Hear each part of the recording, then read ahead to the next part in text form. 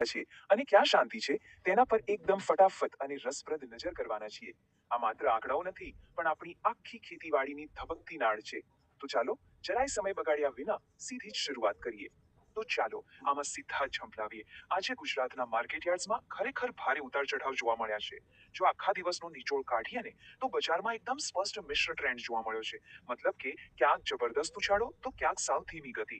ખેડૂતો હોય કે વેપારીઓ, બધા માટે આજનો દિવસ અલગ અલગ અપેક્ષાઓ વાળો રહ્યો છે. આ મિશ્ર માહોલ જ આપણને બજારની સાચી ગતિવિધિ સમજાવે છે. હવે આ મિશ્ર માહોલ વચ્ચે સૌથી વધુ ઉત્સાહિત કરનારી વાત કઈ છે? એવા પાકો જેણે બજારમાં આજે ખરેખર ધૂમ મચાવી દીધી છે. હા, અમુક ચોક્કસ પાકોમાં આજે એવી ભારે તેજી જોવા મળી છે કે વાત ના પૂછો. બજારને નવી ઊંચાઈ પર લઈ જનારા આ જ આપણા મુખ્ય પ્રેરકો છે. તો ચાલો સીધી એ ધમાકેદાર આંકડાઓ પર જ નજર કરીએ. ₹3,500. જી હા, આજના દિવસનો આ સૌથી શાનદાર અને ચોંકાવનારો આંકડો છે. અને આ ઊંચો ભાવ કોનો છે ખબર છે? કાળા તલનો.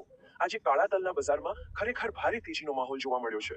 ભાવ સીધી જ છલાંગ લગાવીને ₹3,500ની ટોચે પહોંચી ગયો. આ બતાવે છે કે બજારમાં કાળા તલની માંગ કેટલી જબરદસ્ત મજબૂત છે. ખરીદદારો ઊંચો ભાવ આપવા પણ બિલકુલ તૈયાર બેઠા છે. આ આંકડો ખરેખર એક નવી ઉર્જા લઈને આવે છે. અને આ એકદમ સચોટ રીતે દર્શાવે છે કે તેજીનો આ પવન માત્ર કોઈ એક જ પાક પૂરતો સીમિત નથી. જો આ બીજો જબરદસ્ત આંકડો, ₹3800. આ કમાલ કરી છે જીરાના બજારે. જીરાના ભાવ આજે રોકેટની જેમ ઉડીને સીધા 3800ના શિખરે જઈને બેસ્યા છે. કાળા તલ અને જીરું, આ બંને તો આજે જાણે બજારમાં આકર્ષણનું કેન્દ્ર બનીને સૌનું ધ્યાન ખેંચ્યું છે. આ બતાવે છે કે અમુક કોમોડિટીઝમાં અત્યારે કેટલો જબરદસ્ત પાવર છે. ખેર, આ તો થઈ ભારે ઉછાળા અને રેકોર્ડ બ્રેક આંકડાઓની વાત. પણ બજાર કઈ માત્ર આવી જબરદસ્ત તેજીથી થોડું ચાલે છે. બજારનો મુખ્ય પાયો તો આપણા રોજબરોજના દૈનિક પાકો પર ટકેલો છે. તો હવે આ ધમાકેદાર તેજી પરથી નજર હટાવીને જરા આજના દૈનિક પાકોની સામાન્ય વધઘટ અને ટ્રેડિંગ રેન્જ પર પણ એક નજર નાખી લઈએ. તો અહીં સૌથી મહત્વનો મુદ્દો એ છે કે બજારની વાસ્તવિક જમીની હકીકત ખરેખર કેવી છે.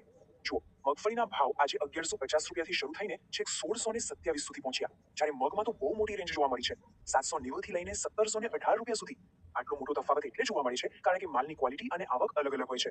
બીજી બાજુ મેથી અને ચણા જુઓ, એમાં પ્રમાણમાં ઓછી વધઘટ છે. મેથી 1170 થી 1350ની વચ્ચે અને ચણા 945 થી ₹1059ની એકદમ સાંકડી અને સ્થિર રેન્જમાં ટ્રેડ થયા. આ છે આપણા બજારનું સાચું સંતુલન. હવે અત્યાર સુધી તો આપણે આજના પાક્કા આંકડાઓ જોઈ લીધા, પણ અસલી રમત તો હવે શરૂ થાય છે. આજના આ મિશ્ર અને અમુક અંશે તેજીવાળા માહોલ પરથી સૌથી મોટો સવાલ એ ઊભો થાય છે કે ભાઈ હવે આગળ શું? કૃષિ બજાર માટે ભવિષ્યનો ટ્રેન્ડ શું સૂચવે છે? આવનારા દિવસોમાં આપણું આ માર્કેટ યાર્ડ અને પ્રાદેશિક અર્થવ્યવસ્થા કઈ નવી દિશા પકડશે? ચાલો એ સમજીએ.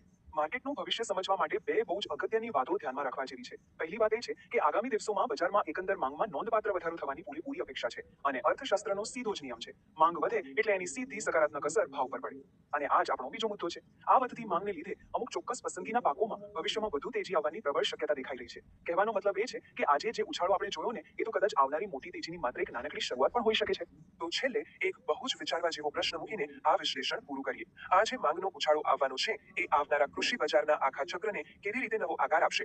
શું આ નવા ટ્રેન્ડને લીધે વેપારીઓએ પોતાની ખરીદ વેચાણની સ્ટ્રેટેજી સાવ બદલવી પડશે? અને પાકોના ભાવિ મૂલ્યાંકન માટે કયા નવા માપદંડો બનશે? આ એવા સવાલો છે જેના પર બજાર સાથે જોડાયેલા દરેકે ગંભીરતાથી